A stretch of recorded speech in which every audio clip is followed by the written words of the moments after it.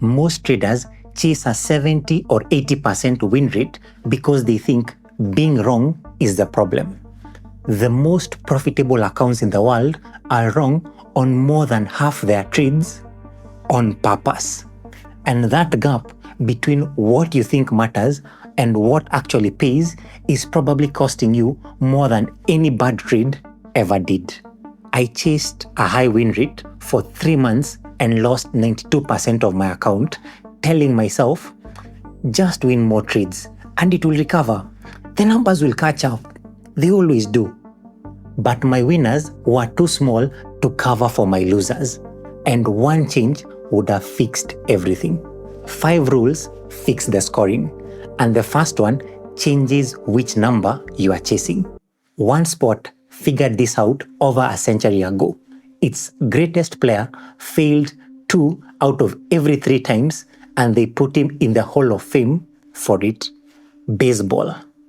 Ted Williams had a career batting average of .344, meaning his hit rate was only 34.4%.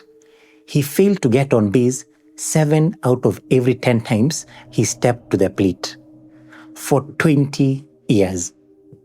But a home run scores far more than a strikeout costs. Williams' job was to make sure that when he connected, the payoff covered every swing that he had missed. And it did for 20 years.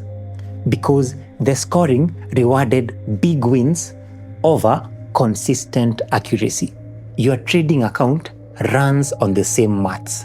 Most traders never see it because they are measuring the wrong number entirely. Professional traders call this the loss budget. Losses are a planned operating cost, budgeted in advance and paid on schedule. Rule 1. Never risk more than 1% of your account on a single trade. At that level, even 10 consecutive losses only cost you 10%, which is survivable. And you'd need to lose 100 trades in a row to reach 0, which is statistically impossible for any strategy with even a small edge. Rule number 2. Set every trade's profit target at twice your risk. A 2-to-1 reward to risk ratio. This is the number that I missed for 3 months. If 6 trades are losers at 1% each, that costs you 6%. If 4 are winners at 2% each, that pays you 8%. You end up plus 2%, and you are wrong 60% of the time. Win rate is vanity, but reward to risk is the only number that pays your bills. So the math works when your wins are twice your losses, but that formula assumes that every loss costs the same amount. And right now, yours probably don't. If one losing trade costs you 1% and the next costs you 4%, the math from rule 2 collapses before you reach trade number 10. The formula only works when every single loss is identical. Early in my trading career, I followed advice to use a fixed stop loss of 20 to 30 pips on every trade. It felt responsible. It felt like I was managing my risk. But the market doesn't care about your comfort level. Some days a market moves 50 pips. Some days it moves 200. A 30 pip stop loss in a market that regularly swings 150 pips is a donation to noise. The market's normal breathing triggers your stop loss, takes your money, and then moves exactly where you expected it to go without you.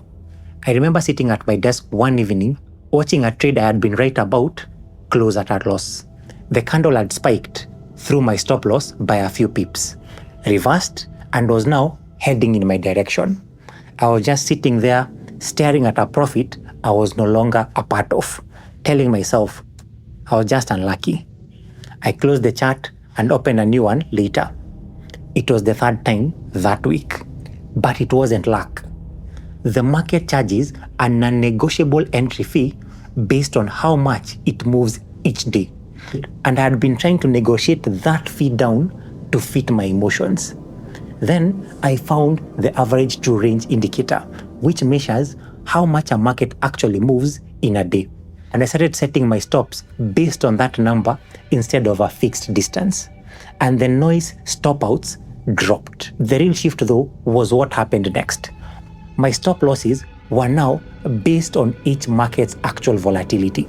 So that meant adjusting my position size on every trade so that the dollar amount at risk stayed constant. And suddenly, every single loss cost me the same amount.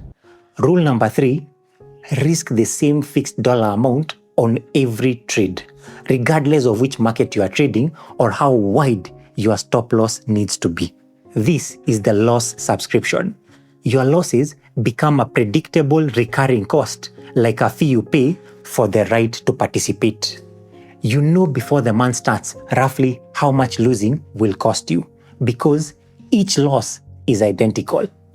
Rule number 4, set your stop loss based on the market's actual volatility using the average true range, not a fixed number of pips, or on how much you can stomach. When the ATR says a market moves 100 pips a day, your stop loss goes wider than 100 pips so that the market's normal market noise can't reach it. Then you shrink your position size so that the wider stop still costs you exactly your fixed dollar risk. The stop loss widens, the trade size shrinks, and the dollar risk stays the same. Fixed pip stop losses are like noise donations to the market with a receipt. Trading losses should be boring. That formula, though, assumes risk management is your primary leak. You're watching this and already feel the shift. Losses are operating costs, not evidence that you are failing. That recognition is real. I've worked with enough traders, though, to know that some have the risk maths down cold and still bleed because the leak that cost them the most was never about position sizing. The 5 rules in this video address one category of leak. If yours is different, fixing risk buys you time but doesn't solve the problem. Which is why there is a free 3-minute diagnostic quiz in the description below. It identifies your specific primary leak before you spend months fixing the wrong one. Check it out with the link below.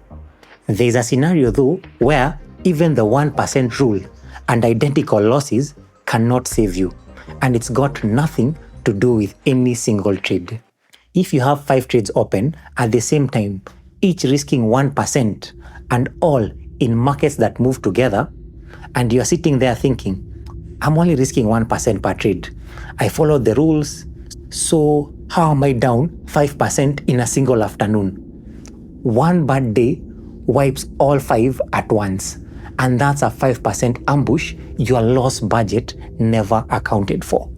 𝒊𝒔𝒂𝒎𝒑 was a mathematician who proved that you could beat the casinos at blackjack using card counting. He wrote the book on it.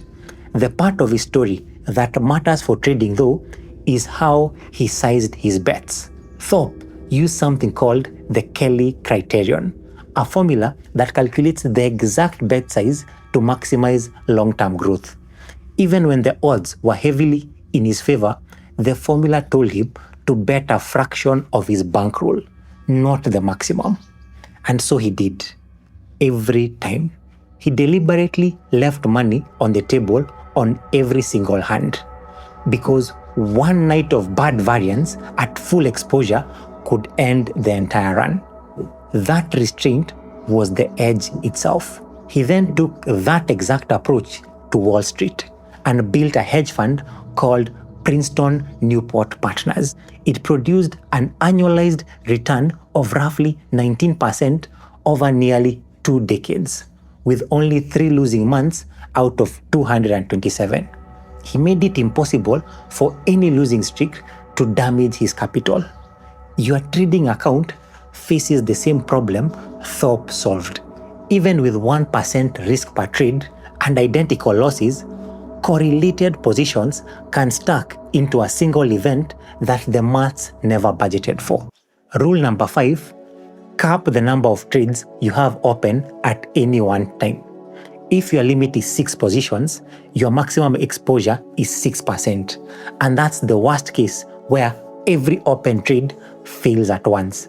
A bad week and not a blown account. This is the maths wall. At 1% risk per trade with a position cap, your worst losing streak sits nowhere near the 100 consecutive losses that are needed to zero your account. The gap is too wide. Catastrophe is not possible. The wall is built from maths and not your mood, and it holds whether you are calm or panicking, because maths does not care how you feel. The trading industry makes money every time you ignore this. More open trades means more spreads collected and more screen time that benefits everyone except the person sitting in front of the charts. The difference between your account and a professional trader's comes down to architecture.